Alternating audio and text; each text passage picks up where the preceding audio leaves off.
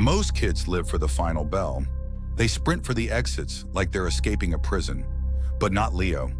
Leo actually preferred the silence of the empty halls. By 6 p.m., it was peaceful.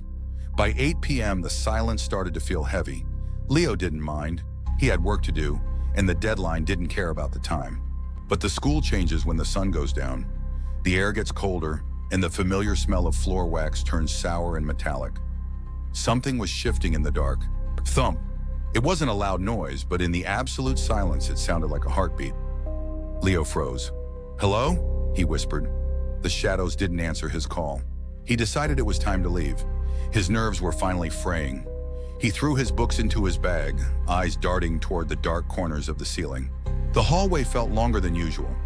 Every step he took echoed back at him, but the echoes were slightly out of sync, as if someone else was walking behind him. He stopped. The footsteps behind him didn't. They took one more heavy step, and then dead silence.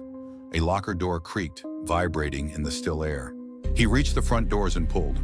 Locked. He tried the side exit, also locked. The school was sealing itself shut, and he was trapped inside the rib cage. Then he saw it. At the end of the corridor stood a figure. It was too tall, its limbs too long. It held a ring of keys that didn't jingle. It didn't breathe. It didn't speak. It just moved. A silent hunter in a place of learning. Leo ran. He ran faster than he ever had in gym class.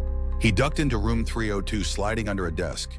He pressed his hands over his mouth to stifle his sobbing breaths.